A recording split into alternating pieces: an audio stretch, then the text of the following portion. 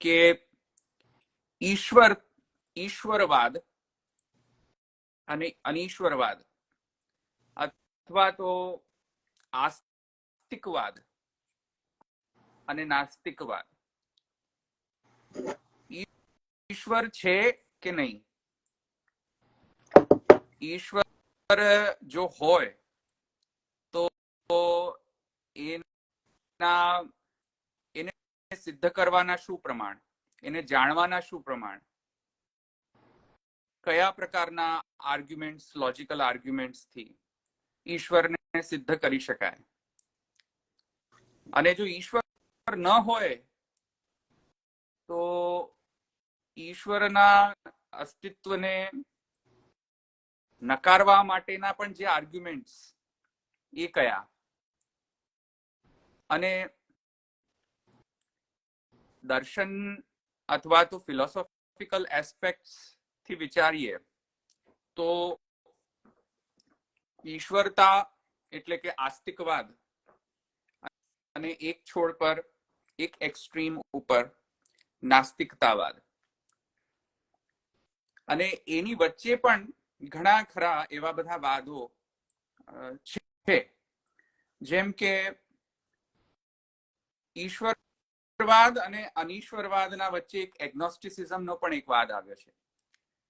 એટલે જેને આપણે કહીએ છીએ થીઝમ, તો થિયો મીન્સ ગોડ, ઈશ્વર, અને the one which is related with Theo, ઈશ્વર સાથે સંબંધિત હોય, એના અસ્તિત્વને જે માનનાર જે વિચારધારા હોય તેને આપણે થીઇઝમ કહીએ છીએ ઇંગ્લિશમાં. અને એના અસ્તિત્વને નકારવાનો જો કોઈ મત હોય, એના અસ્તિત્વ પર પ્રશ્નચિહ્ન પણ લગાડનાર જો કોઈ મત હોય તો એને આઈધર એગ્નોસ્ટિસિઝમ કહીએ છીએ અથવા તો એથિઝમ કહીએ છીએ. તો એગ્નોસ્ટિસિઝમમાં પણ એક પ્રકારનો મત એવો છે, એગ્નોસ્ટિસિઝમનો પણ, કે ઈશ્વર છે કે ઈશ્વર નથી એ કંઈ કહી નથી શકાતું, એવો પણ એક મત વિદ્યમાન છે. અને એથિઝમમાં બિલીવ કરનાર છે તે લોકો એમ કહે છે કે ઈશ્વર છે જ નહીં, કારણ કે એને સિદ્ધ કરવાના કોઈ પ્રમાણ મળતા નથી કે છે જ ડેફિનેટલી.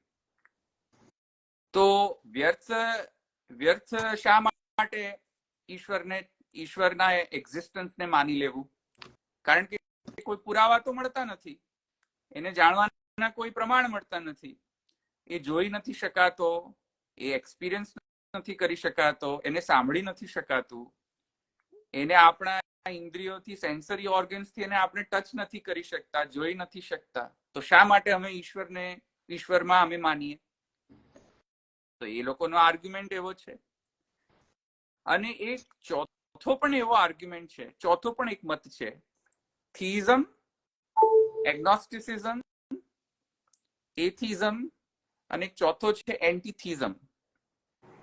એટલે જે લોકો ઈશ્વરને માને તેના અગેન્સ્ટમાં જ રહેવું, એટલે એન્ટીથિસ્ટિક ફિલોસોફી પણ વિદ્યમાન છે.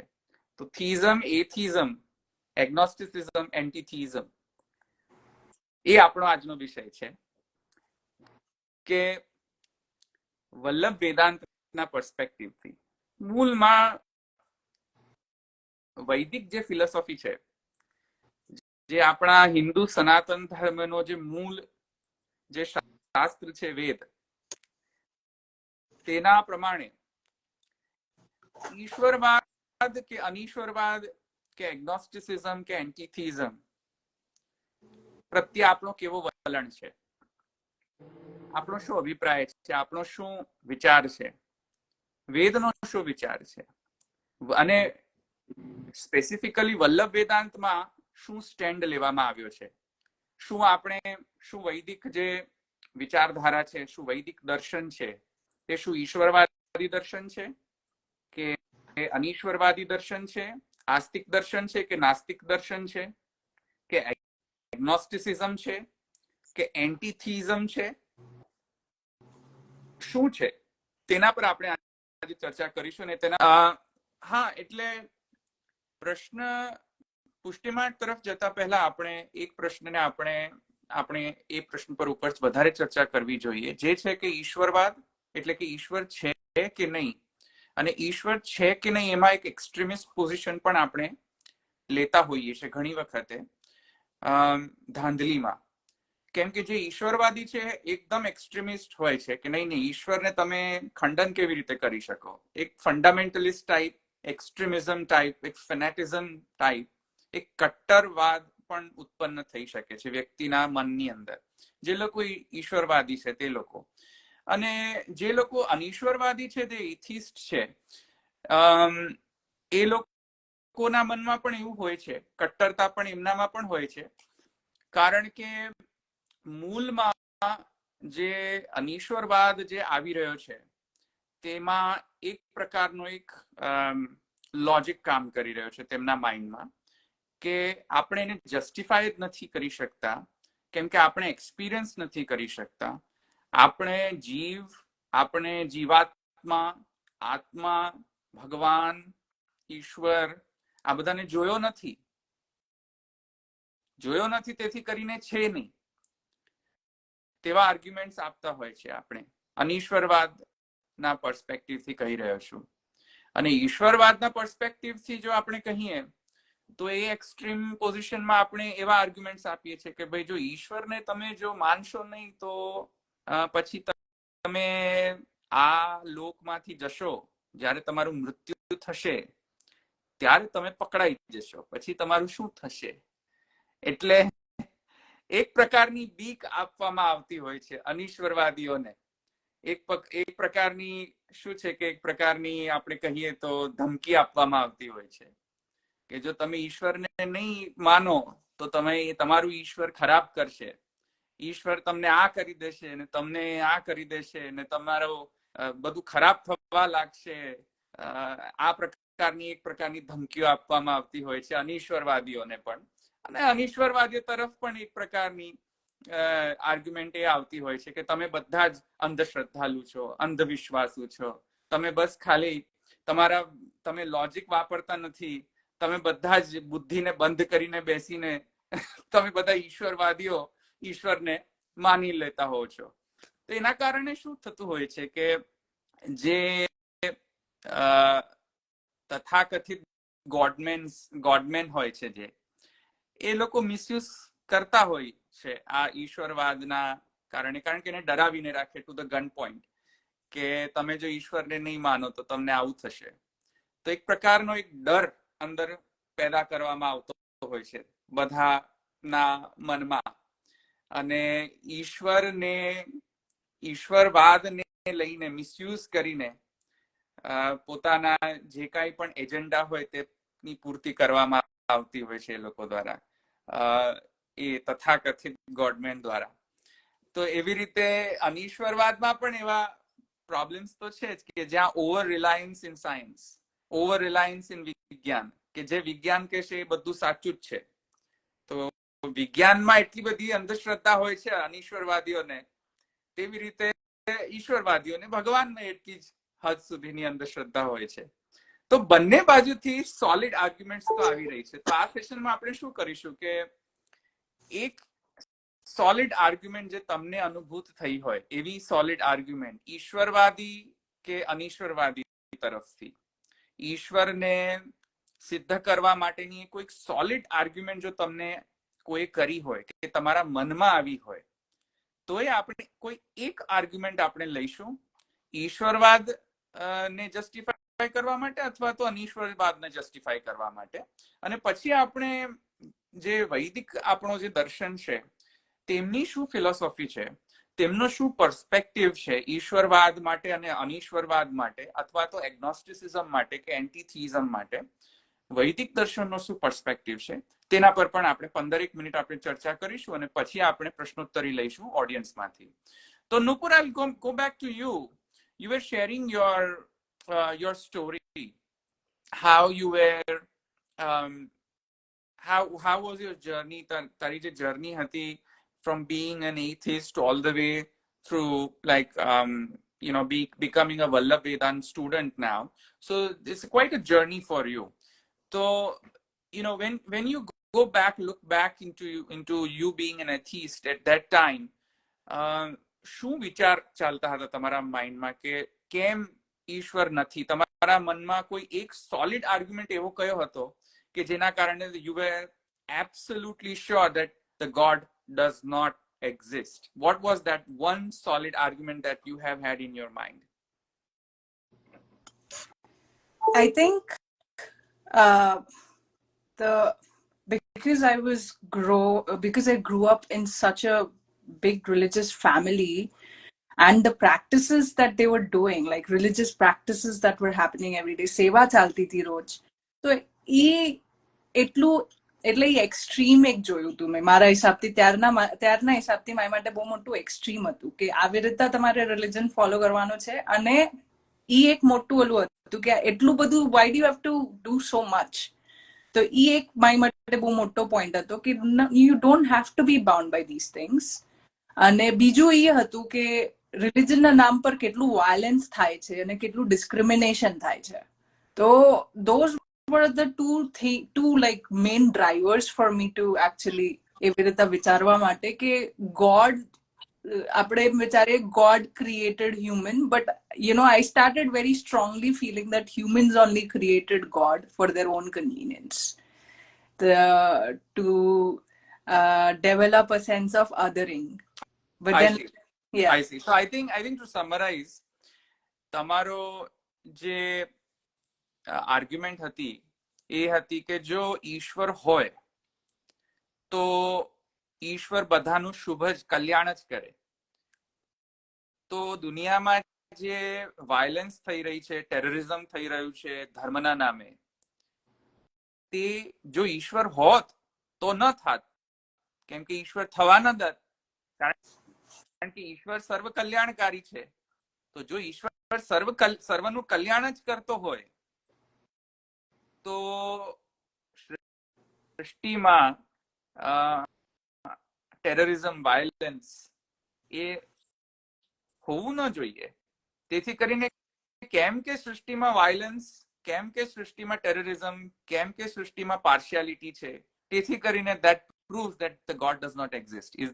Was that your stand? Yeah, I think one of the stances was that કે અગર એટલું બધું છે powerful God, તો પછી why is it all bad? Obviously now I have a different perspective on it, but I'll let you talk about that. Okay, sounds good. Yeah. Mitesh bhai, how about you? You said that કે તમે તો પહેલેથી જ ઈશ્વરમાં શ્રદ્ધા પહેલેથી જ રાખતા આવ્યા છો. તો તમે જ્યારે કોઈ બીજા વ્યક્તિને સમજાવો કે નહીં ઈશ્વર છે, તમારે ઈશ્વરને માનવું જ પડશે, મને ખબર નથી કે તમે એ રીતે તમે કહેતા હશો કે નહીં. I am just giving you a scenario there કે જે લોકો આપણે બધા ઈશ્વરવાદીઓ છીએ, તો ઈશ્વરવાદીઓનો એક પ્રકારનો એક વલણ બીજા પ્રત્યે એવો હોય છે કે મારો મત સાચો, કેમ કે અને દરેક વ્યક્તિમાં એવું હોય છે કે પોતપોતાનો મત સાચો હોય, એવું દરેક વ્યક્તિના મનમાં હોતું જ હોય છે. આપણે પણ ઈશ્વરવાદીઓ જ્યારે હોઈએ ત્યારે આપણે પણ એક એક્સ્ટ્રીમિસ્ટ પોઝિશન આપણે લેતા હોઈએ છીએ કે કેમ કે હું ઈશ્વરવાદી છું, તેથી કરીને હું બધાને ઈશ્વરવાદી બનાવી દઈશ, કન્વર્ટ કરી દઈશ, ટ્રાન્સફોર્મ કરી દઈશ. લાવ પેલો અનીશ્વરવાદી અને હું એને કન્વર્ટ કરું ઈશ્વરવાદમાં. તો એ જે કન્વર્ઝનની જે ભાવના છે એ શું તમારા સાથે થઈ છે? તમને મૂળમાં કોઈ હૃદયની અંદર કોઈ એવી ભાવના ઉત્પન્ન થઈ છે ક્યારે પણ પોતાના ફેમિલીને કન્વિન્સ કરવાની કે outside of the family convince કરવા માટે કે નહીં ઈશ્વરને ઈશ્વરવાદમાં બિલીવ કરવું જોઈએ, ઈશ્વરના અસ્તિત્વને ક્વેશ્ચન નહીં કરવું જોઈએ, એવું તમારા શું હૃદયમાં કોઈ એવી ભાવના ક્યારેક આવી હતી કે નહીં? I never tried it. Got it. So if I go back to you, Nupur, yeah, what would you say, what was the most impactful argument for atheism? I think atheism. Another big belief I had that time is like there is so much religious diversity, right? Like so many religions are saying like God, there's only one God, there's only like, okay, yes, Hinduism also was saying there are like 500 million gods, and like why, like if God existed, like why is it so diverse? Like why does everyone have a different opinion on God if there is like this powerful being? Why is there so much diversity? Why can't like people settle on like one God, right? Like that was uh it was all that contradictions basically.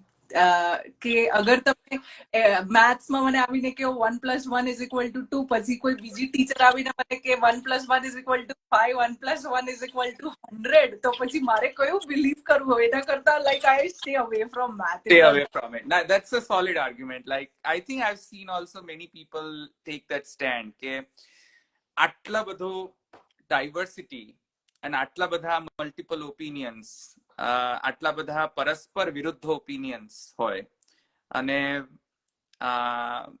there is no one consistent understanding about whether the God exists or not, and if it exists, what is God? There is no single answer to that question. What is God? What are the qualities of the God? What are the characteristics of the God? And there are so many opinions about it, and diverse opinions, contradictory opinions about it in the world. And since I cannot verify it, since I cannot validate it, I give up. I'm not going to go into the details of it to verifying it, making sure that I make it consistent with other contradictory opinions, and then it's just very overwhelming to me. So I have seen people take the stand that I'm going to give up. I don't really care whether God exists or not. Doesn't matter to me. And that is what is called as agnosticism. Unknown. I don't know whether God exists or not, but I really don't care whether it exists or not. Yeah. So, like, a lot of agnostics believe that there maybe God exists, but there is no means to prove that. There is no way that anyone can know God. That's like a common belief system amongst agnostics. And so it's a valid argument. Like with science, with maths, there are like empirical evidence proving systems. There are methodologies where they arrive at a conclusion by like a lot of different procedures, a lot of different steps involved there. But like with religion, with God, that process is like it is very like very individualistic. You cannot generalize that process. It is a subjective matter. Very subjective. That's right. Yeah. So કોઈ નવીન તો ચર્ચા છે નહીં. પુરાતન એન્શન્ટ time થી આ ચર્ચા ચાલતી આવી છે અને એમાં મતભેદ આવતા રહ્યા છે.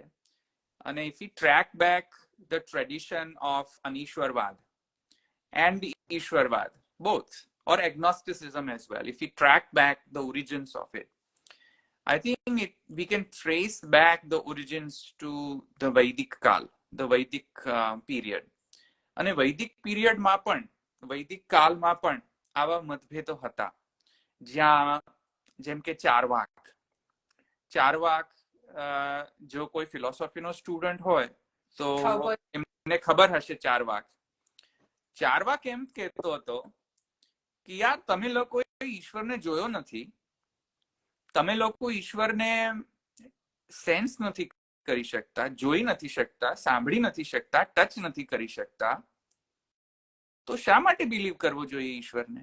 When something is not experienceable empirically, you can't prove it logically. Empirically, you cannot test it, experiment it. You cannot experience it. Why to believe in that phenomena? ચારવાકે એકદમ solid argument આપ્યો હતો. If you trace back the origins of Anishwarvad, I'm sure એની પહેલા પણ Anishwarvad હતો જ. અને હું આવું છું પછી જે આપણો જે વૈદિક પર્સપેક્ટિવ જે છે અનીશ્વરવાદ તરફનો, એના પર પણ આપણે ચર્ચા કરીશું. પણ ચારવાક મત એવો અનીશ્વરવાદી મત હતો કે જ્યાં એમણે ક્વેશ્ચન કર્યું કે જો કોઈ વસ્તુને આપણે જોઈ નથી શકતા, અનુભૂત નથી કરી શકતા, એ વસ્તુને આપણે શા માટે બિલીવ કરવી જોઈએ એ વસ્તુ ઉપર? તેવી જ રીતે ઈશ્વર પણ એવો આક્ષેપ લગાવવામાં આવ્યો, કારણ કે ઈશ્વરને આપણે જોઈ નથી શકતા, ઈશ્વરને આપણે અનુભૂતિ નથી કરી શકતા, તો શા માટે ઈશ્વરને બિલીવ કરવું જોઈએ? બીજો એમ કહેતો હતો ચાર્વાક કે ઈશ્વર તો ઈશ્વર ઠીક છે, પણ તમારી આત્મા પણ તમે જોઈ નથી. Only thing you can see is your body, hands, eyes, hair, all this physical objects, material objects. આત્મા જોઈ છે તમે? હેવ યુ એક્સપિરિયન્સ્ડ આત્મા? હેવ યુ ટચ્ડ આત્મા? Have you seen it? No. None of us, I'm sure none of us have seen આત્મા. જેમ પેટા movies ની અંદર જયારે કોઈનું મૃત્યુ થઈ જાય ત્યારે લાઈટ જાય એના બોડીમાંથી ઉપર જતી, એવી લાઈટ તો દેખાતી નથી. અથવા અંદર લાઈટ હોય એવું તો જ્યોતિ હોય એવું તો કઈ દેખાતું નથી જયારે હયાત હોય કે લાઈવ હોય ત્યારે. there is no proof to there is no proof or there is no evidence to prove the existence of atma, also the soul. So hence the soul also does not exist as per Charvak. So the soul does not exist, the devta does not exist, the god does not exist. And so if devta, god, soul does not exist, then the scripture also should not exist, because the scripture always asks you to do some or other thing to appease the god, to get something transcendental. When you die, આપણું જ્યારે મૃત્યુ થઈ જાય ત્યારે આપણને સ્વર્ગની ઈચ્છા હોય કે કોઈ પણ લોકમાં જવાની કે સ્વર્ગાદી લોકમાં જવાની ઈચ્છા હોય. તો ચાર્વાકે એમ કહ્યું કે સ્વર્ગાદી લોક પણ તમે જોયા નથી, દેવતાને જોયા નથી, તો દેવતાને કન્વિન્સ કરવા માટેના યજ્ઞ વગેરે કર્મ વગેરે કરવાની જરૂર શું? કોઈ જરૂર નથી. એટલે ચાર્વાકે એવો મત આપ્યો કે યાવત જીવે, જ્યાં સુધી જીવો ત્યાં સુધી જલસા કરો, જલસા માંડો. જ્યાં સુધી જીવો ત્યાં સુધી જલસા કરો. કારણ કે ભસ્મીભૂતસ્ય દેહસ્ય પુનરાગમનમ કુતઃ. એનો જસ્ટિફિકેશન એ હતો કે જ્યાં સુધી જીવો ત્યાં સુધી જલસા કરો, મોજ માણો, મોજ મસ્તી કરો. કારણ કે જ્યારે મરી જશો ત્યારે પાછા આવવાના નથી. તો મરી જશો ત્યારે પાછા આમાં આવવાનું નથી. કોઈને આપણે પાછું પૂછવાનું નથી કે તમે આવ્યા પાછા અને તમે મારા પાસેથી 10 રૂપિયા લીધા હતા તો હવે તમે પાછા આપો એ 10 રૂપિયા. કોઈ પૂછવાનું તો છે નહીં. ગયા એ ગયા. તો ભસ્મીભૂતસ્ય દેહસ્ય પુનરાગમનમ કુતઃ. કોઈ આપણે માંગવા આવવાનું નથી. તો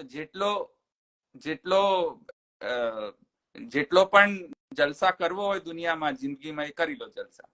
That was his stand, which is very solid argument, by the way. That's a solid argument.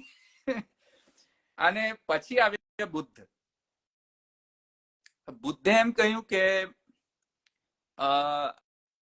આત્મા, ભગવાન એ બધા એક્સપિરિયન્સેબલ નથી, પ્રત્યક્ષ નથી, એ બધાની અનુભૂતિ થતી નથી. વાત સાચી. પણ અનુભૂતિ થતી નથી તેથી કરીને તમારે ઇમોરલ બની જવું એ તો ગ્રાહ્ય નથી. ઇમોરાલિટી થી તો તમને દુઃખ જ પ્રાપ્ત થશે, સુખ તો પ્રાપ્ત નહીં થાય. તો ઇમોરાલિટી થી જો જીવન જીવવું હોય, જેમ ચાર્વાક કહેતો હતો કે મને જલસા કરો, મોજ માણો, તો બુદ્ધ એમ કહેતા હતા કે જલસા કરશો તો દુઃખ જ થશે તમને. તો ન તો જલસા કરો, ન તો દુઃખી થાવ, ન તો સુખી થાવ. ન તો માણો કે ન તો ત્યાગ કરો. કારણ કે ત્યાગમાં પણ પ્રોબ્લેમ છે અને ભોગમાં પણ પ્રોબ્લેમ છે. ભોગ કરશો તો પણ દુઃખી થશો. ઘણું ખરું શુગર વાળું ખાઈને ડાયાબિટીસ થઈ જશે તમને. તો ભોગ કરશો તો દુઃખી થશો. અને કોઈ વસ્તુનો ત્યાગ કરશો, તમારા માઇન્ડમાંથી તે જવાનું નથી એ વસ્તુ. કારણ કે આપણું કોન્સ્ટિટ્યુશન બોડીલી એવું બનેલું છે કે તમે એનો ત્યાગ કરશો તો પણ એ જશે નહીં. એની જે ઈચ્છા જે છે નહીં જાય. તો બુદ્ધ એમ કહેતા હતા કે આત્મા તો પ્રત્યક્ષ નથી થતો, એનું અનુભૂતિ થતી નથી, તેથી આત્મા તો છે નહીં. બોડી પણ માને કેમ કે એ ઇટર્નલ નથી, એ એનું મૃત્યુ થાય છે, એને ડિસ્ટ્રોય પણ કરી શકાય છે બોડીને. તો બોડી જે વસ્તુ ડિસ્ટ્રોય કરી શકાય એ બધી સાચી નથી, એ મિથ્યા છે. તો બોડી પણ મિથ્યા અને આત્મા તો જોઈ જ નથી એટલે આત્મા પણ મિથ્યા. અને આત્મા મિથ્યા, બોડી મિથ્યા, તો પછી દેવ પણ મિથ્યા, કેમ કે દેવને પણ જોયા નથી, અનુભૂતિ દેવની પણ નથી થઈ, તો દેવ પણ મિથ્યા. અને દેવને માટે જે કરેલા જે કર્મ છે એ પણ મિથ્યા, કેમ કે કર્મથી દેવ પ્રસન્ન થાય છે, પણ દેવ જ ન હોય તો પ્રસન્નતાનો સવાલ જ ક્યાં આવે છે? પ્રસન્નતાનો સવાલ ત્યારે આવે કે જ્યારે દેવ હોય ત્યારે. તો બુદ્ધમાં પણ એવું હતું. તેથી બુદ્ધનો વાદ જે છે તે અનાત્મવાદ ગણાયો. એટલે it doesn't consider the existence of soul because we haven't seen soul. So Buddha questions the existence of soul also. આત્મા નથી, આત્મા જેવું કઈ છે નહીં. અને તેના પછી ઘણા બધા એવા વાદો આવ્યા, અનીશ્વરવાદ. એમાં જૈનને હું અનીશ્વર નહીં કહું, પણ જૈનમાં એવા ઈશ્વરને ગ્રહણ નથી કર્યો, એવા પ્રકારના ઈશ્વરને નથી ગ્રહણ કરતા જૈન કે જે સૃષ્ટિની રચના કરતો હોય. તો એક પ્રકારના દર્શન એવા પણ પ્રકટ થયા કે જ્યાં સૃષ્ટિને પ્રકટ કરનાર ઈશ્વર છે તેવા દર્શનો પણ ઉત્પન્ન થયા, તેવા મતો પણ ત્યાં ઉત્પન્ન થયા. અને તેથી કરીને જ્યારે આપણે ઈશ્વર છે કે નહીં એ વસ્તુમાં આપણે ડિસ્કશન કરતા હોઈએ ત્યારે સૃષ્ટિ વિષય પણ પ્રશ્ન આવતા હોય છે કે ભાઈ આ સૃષ્ટિ કોણે કરી? તો ઈશ્વરે કરી કે ઈશ્વરથી કોઈ બીજી કોઈ વ્યક્તિએ કરી? અચ્છા, અનીશ્વરવાદીઓ એમ પણ કહે છે કે ઈશ્વરે જ કર્યું જરૂરી નથી, એની જાતે પણ સૃષ્ટિ પ્રકટ થઈ શકે છે, જાતે પણ થઈ શકે છે સૃષ્ટિ. જેમ સાયન્સ એમ કહે છે કે એની જાતે આપમેળે જ સૃષ્ટિ થઈ ગઈ બિગ બેંગ થિયરીથી. તો બિગ બેંગ થિયરીથી સૃષ્ટિ થશે તો ઈશ્વરની જરૂર શું છે? What is the use of ઈશ્વર? તો ઈશ્વરની કોઈ જરૂર નથી. હવે ઈશ્વરની જો કઈ જરૂરત ન હોય, ઈશ્વર જો પાર્ટી જ ન બનતો હોય સૃષ્ટિ રચવામાં, તો સૃષ્ટિ બને છે કઈ રીતે? તો ઓટોમેટિકલી બને છે, એક્સટેન્ડ ઓટોમેટિકલી ચાલ્યા કરે છે creation. That's one stand which is taken by science. Another stand taken by the creation for the creation by others, Anishwarvadi, is your actions are responsible for the creation. તમે સારા કર્મ કરશો તો સારી સૃષ્ટિ બનશે તમારા માટે, અને તમે જો ખરાબ કર્મ કરશો તો ખરાબ આખું ક્રિએશન બનશે. Actions is going to govern the creation. તો એક્શન્સ ના કારણે ક્રિએશન થતું હોય છે સૃષ્ટિનું. આ જૈનનો સિદ્ધાંત છે. તમે તમારા એક્શન સુધારો, તમારા કર્મ શુદ્ધ કરો, તમારા કર્મને સારા બનાવો, અને જો સારા કર્મ હશે તો તમને action and reaction is equal and opposite. તો એક્શન જેવું હશે તેવું જ રિએક્શન આવશે. તો તમે જેવા સારા કર્મ કરશો તો સારું રિએક્શન આવશે, અને જો ખરાબ કર્મ કરશો તો ખરાબ રિએક્શન આવશે. તો જૈનનો સિદ્ધાંત પણ થોડો ઘણો જે જગત કર્તૃત્વ ઈશ્વર છે તે પ્રકારનું ઈશ્વર નહીં, કિંતુ એવો ઈશ્વર કે જેમાં આ સર્વગ્રાહિતા, સર્વ જ્ઞાન રૂપતા જેનામાં ડેવલપ થઈ ગઈ હોય, જે બધું સમજી શકતો હોય, એ સર્વગ્રાહિતા જેનામાં પ્રકટ થાય તેને તે લોકો ઈશ્વર કહેતા હોય છે, ન કે સૃષ્ટિનો કર્તા તરીકે ઈશ્વર જૈનના સિદ્ધાંતમાં. તો એ સમજવું જોઈએ. તો આગળ જઈને ઘણા બધા એવા વાદો પ્રકટ થયા, તેમાં સાંખ્ય પણ થયો. સાંખ્ય એમ કહે છે કે ઈશ્વરને અનીશ્વર સાંખ્ય, જે સૃષ્ટિની રચના બેઝિકલી કોન્શિયસ ફિનોમિના અને એક મટીરિયલિસ્ટિક એટલે કે મેટર અને કોન્શિયસનેસ મળીને ક્રિએશન કરતી હોય છે. તેથી કરીને ગોડની કોઈ જરૂર નથી. You don't need God for the creation because you need only two fundamental components to create the universe. Number one is the matter, and number two is the conscious phenomena.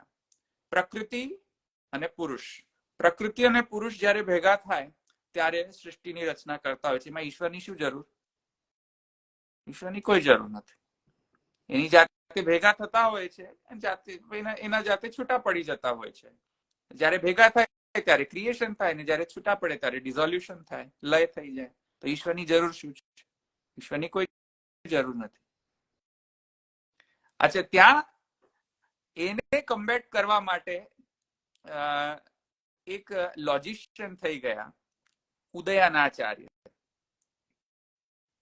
તો ઉદયનાચાર્ય એમ કહ્યું, એ ઈશ્વરવાદી હતા.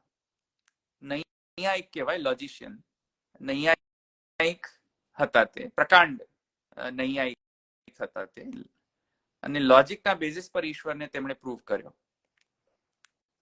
કેવો ઈશ્વર? જૈન સિદ્ધાંત જેવો ઈશ્વર નહીં, પણ સૃષ્ટિ જેને રચના કરી છે તેવા ઈશ્વરને એમણે લોજિકથી સિદ્ધ કર્યો. ખૂબ સોલિડ આર્ગ્યુમેન્ટ્સ આપ્યા છે ઉદયનાચાર્યએ ઈશ્વરને સિદ્ધ કરવા માટે. અને તેમાં ઉદયનાચાર્ય એમ કહે છે કે જો કોઈ વસ્તુ હોય તો એની પાછળ એ વસ્તુના હોવામાં કોઈ તો કારણ હોવું જોઈએ. કારણ કે કોઈ પણ વસ્તુ હશે, જેમ કે આ પેપર છે, જો પેપર તમે ખરેખર છે એમ માનતા હો તો પેપરને બનાવનાર પણ કોઈક હોવું તો જોઈએ જ. તો પેપરને બનાવનાર જો કોઈ હોય તો એનાથી સિદ્ધ થઈ જાય છે કે જો જગત હોય તો જગતને પણ કોઈ બનાવનાર કોઈ કારણ હોવું જોઈએ. તો જો કોઈ કાર્ય હોય, if there is an effect, there must be a cause. If there is an effect, there must be a cause. If there is something in existence, then there must be a cause who might have created that object or that phenomena. Who is that object? Who is that phenomena? That is God. તેમ કહેતા હતા ઉદયનાચાર્ય. એમાંનો એક argument એમનો એ હતો કે જો કાર્ય હોય તો કારણ હોવું જ જોઈએ. દરેકે દરેક કાર્યનું કારણ હોવું જોઈએ.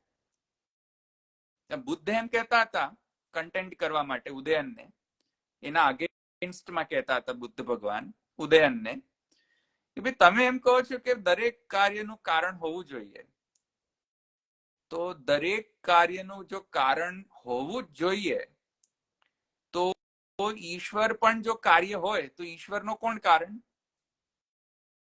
ઈશ્વરને પણ કોઈ બનાવ્યો જ હશે, કેમ કે ઈશ્વર છે. ઈશ્વર exist. If you think like God exists, then there must be someone who might have created the God.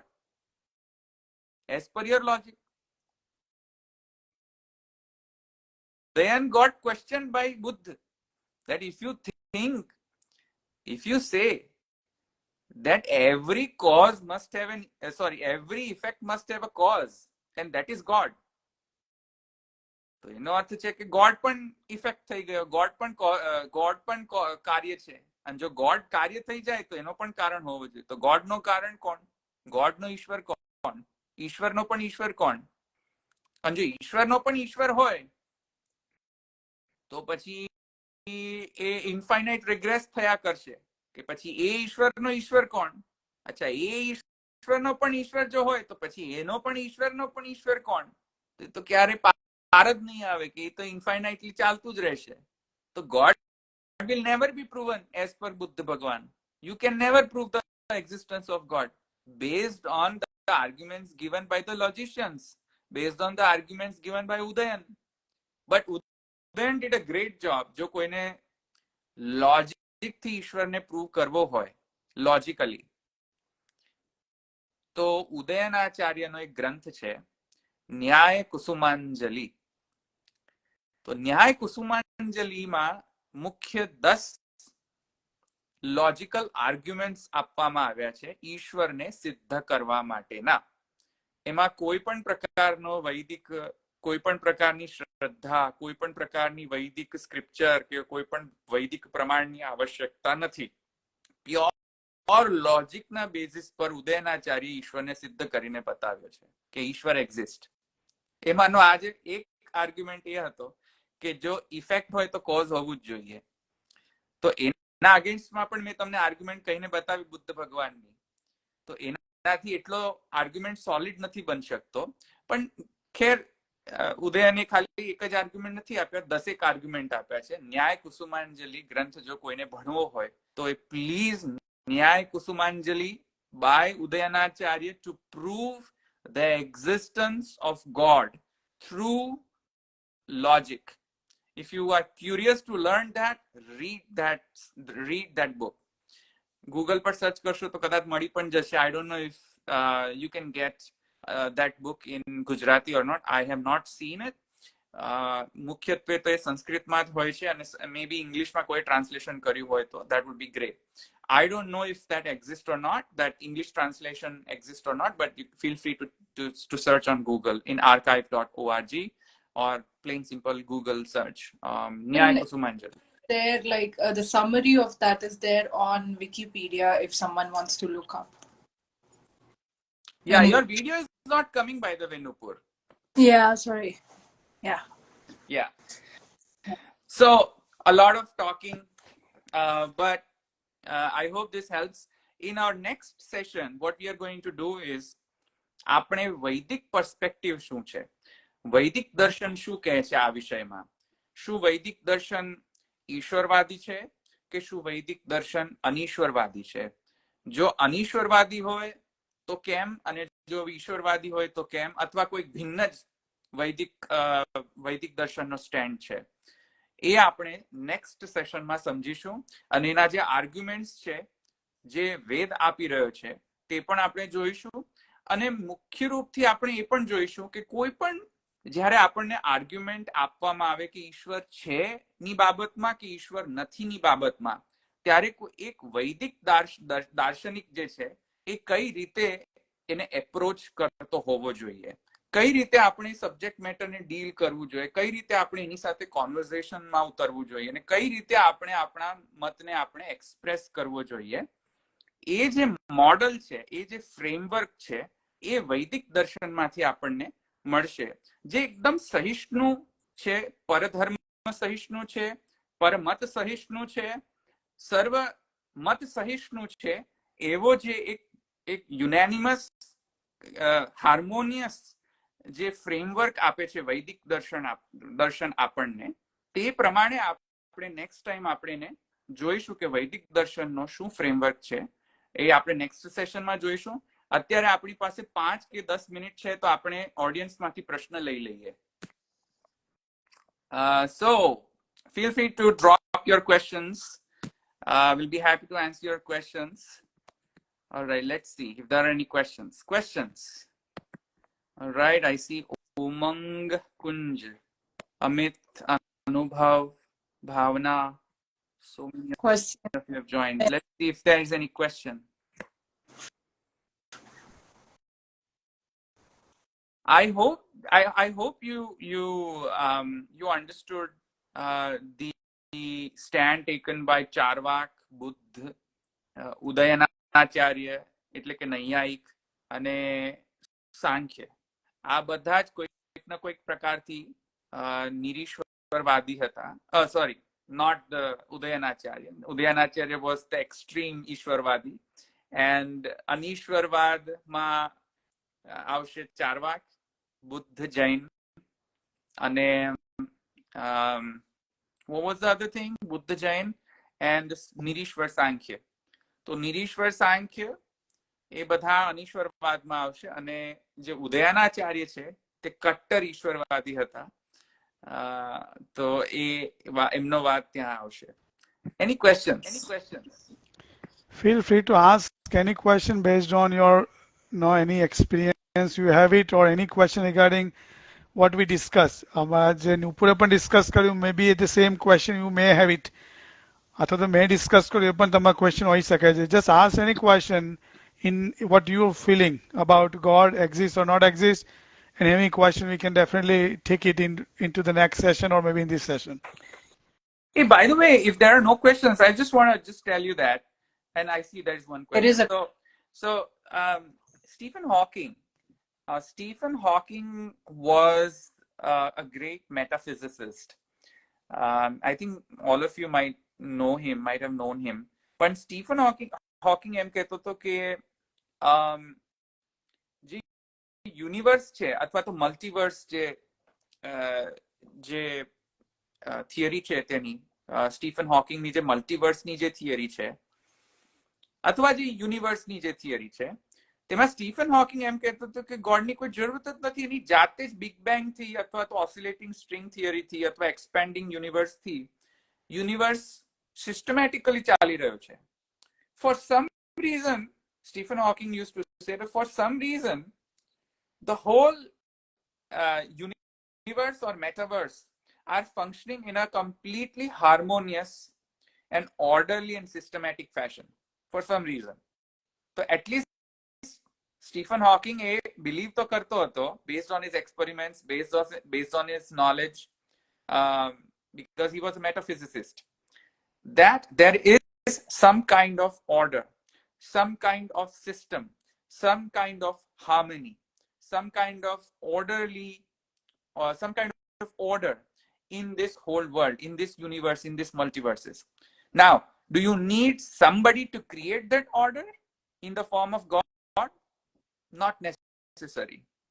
Jaruri nathi. And that's what his stand was, Stephen Hawking. He was also atheist, by the way. He did not believe in God.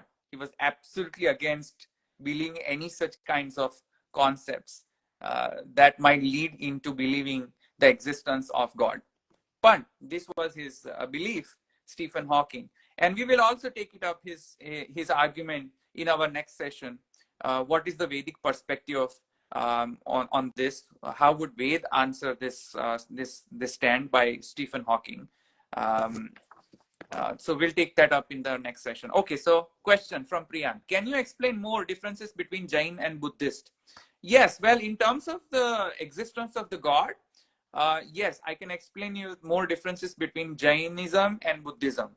Buddhism does not believe in any form of any concept of the God, because first of all, it can never be experienced. It cannot be experienced. જે પ્રત્યક્ષનો વિષય નહીં થઈ શકતો હોય તે વસ્તુ પર believe ન કરવું જોઈએ. એ પ્રમાણમૂલક નથી. તો તેથી કરીને બુદ્ધિઝમમાં ઈશ્વરની કોઈ પણ પ્રકારનો કોન્સેપ્ચ્યુઅલાઇઝ કરવામાં આવ્યો નથી. જૈનિઝમમાં ઈશ્વરનો કોન્સેપ્ટ છે, પણ એવા ઈશ્વરનો કોન્સેપ્ટ નથી કે જે ઈશ્વર સૃષ્ટિને બનાવતો હોય, સૃષ્ટિને સંચાલન કરતો હોય અને સૃષ્ટિ એનામાં લય થતી હોય, એવા ઈશ્વરનો કોન્સેપ્ચ્યુઅલાઇઝેશન જૈનિઝમમાં નથી. So that's the difference between Jainism and Buddhism from the perspective of Ishwarvad. There are a lot of other differences between Jainism and Buddhism in other different dimensions, which I will not go into this session because then, it will be too much for the audience. The one beauty is that though the Buddha is not believing in God, but we consider Buddha as an incarnation of God. Yes, That again, we can probably discuss that point as well. We absolutely consider Buddha as the God, absolutely. But Buddha himself does not consider himself as God. He has given this preaching to his disciples that please do not make me God and please do not believe in God. You are going to control your destiny. Your actions will control your destiny. So you need to make your actions pure, so that you can have a better life and better afterlife. So that was his stand. From the perspective of Jivatma and concept of karma. Okay. So he says from the perspective of Jivatma. So Buddha does not believe the existence of Atma itself.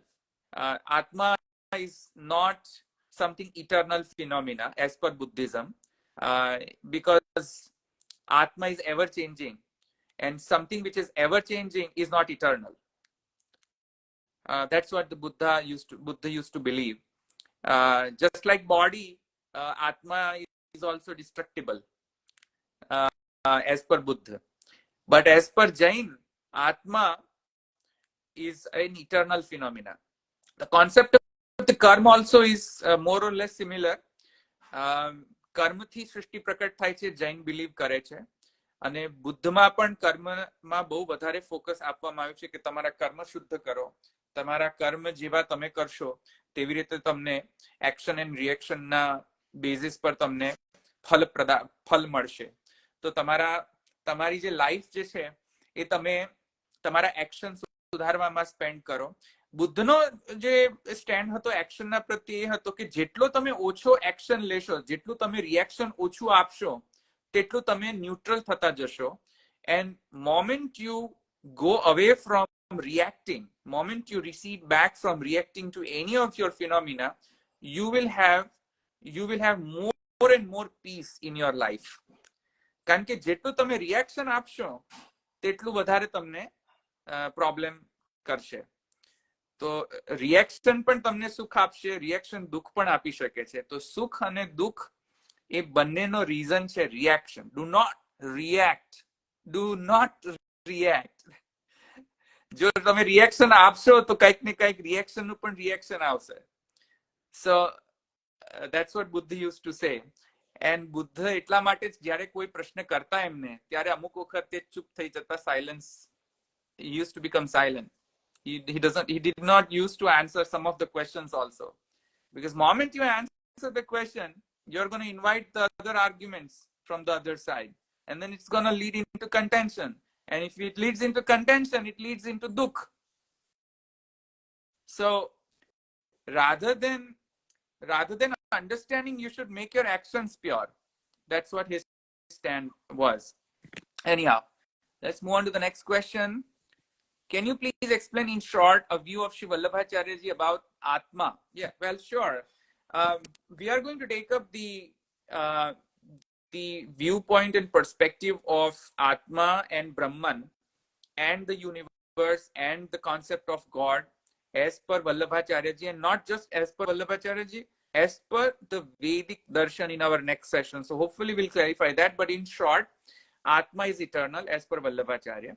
Atma is the part of Brahman, which is the supreme reality. That is another point made by Sri Vallabhacharya, which is Anshanshi Bhav, or the part and the whole relationship between the Atma and the Paramatma, or Atma and the God. And Atma, the size of the Atma is eternal, and the size of the Atma is also very well defined. It is extremely I don't know, I don't have the correct word for that, પણ અણુરૂપ છે આત્મા. તો જીવાત્મા અણુત્વવાદ એ થિયરીમાં Vallabhacharyaji believe કરે છે. અને બીજો તો એક second, can you please explain in short the view of Sri Vallabhacharya about Atma? હા, તો આત્મા ઇટર્નલ છે, નિત્ય છે, અવિકારી છે. ગીતાજીમાં પણ આત્માના જે qualities no description છે is absolutely agreeable to Sri Vallabhacharya, because Vallabh Vedant is